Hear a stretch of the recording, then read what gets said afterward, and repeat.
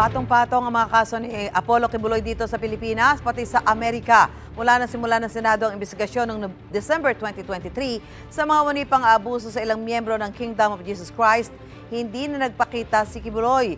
February 19, hindi pa rin sumipot si Kibuloy sa mga pagdinig kaya ipinasabkina siya ng Senate Committee. February 21 ang ilabas ang isang audio recording ni Kibuloy kung saan sinabi niyang nagtatago siya. Nanganganib daw kasi ang kanyang buhay bunsod ng $2 milyong na patong daw sa kanyang ulo dahil sa mga kaso niya sa Amerika. Bagay na pinabulaanan ng Federal Bureau of Investigation.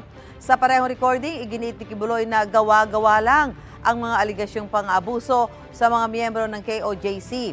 March 19, naglabas ng arrest order ang Senado laban kay Kibuloy dahil sa paulit-ulit na pag-iisnab sa mga hearing. April 1 naman ang iutos ng Davao Regional Trial Court na arestuhin si Kibuloy para sa kasong child and sexual abuse. Hindi nakita si Kibuloy nang dalhin ng pulisya ang warrant sa KOJC compound noong April 3. Sa isa pang bagong audio recording noong April 6, sinabi ni Kibuloy na haharapin niya ang kanyang mga kaso sa Pilipinas basta't igarantiya sa kanya ng gobyerno na hindi makikialam ang Amerika. Sagot ni Pangulong Bongbong Marcos dyan, korte ang masusunod at hindi si Kibuloy. April 11 naman ang iutos ng Pasig Regional Trial Court na arestuhin si Kibuloy para sa kasong qualified human trafficking. Sa puntong yon, sinimulan ng hanapin si Kibuloy sa iba't ibang niyang ari-arian sa Davao Region. June 10, nagkatensyon sa pagitan ng mga pulis at KOJC members nang dalhin doon ang mga arrest warrant para kay Kibuloy.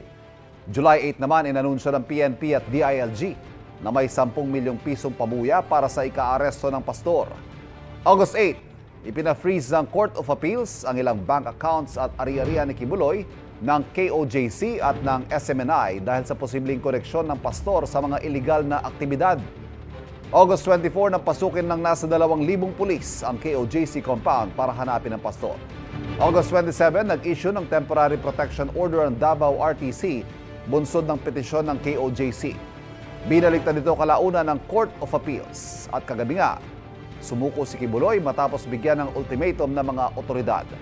Nananatili siya ngayon sa PNP Custodial Center sa Camp Crame, Quezon City. Kapuso, para laging una ka sa mga balita, bisitahin at mag-subscribe sa GMA Integrated News sa YouTube. Sa mga kapuso abroad, samahan nyo kami sa GMA Pinoy TV at sa www.gmanews.tv.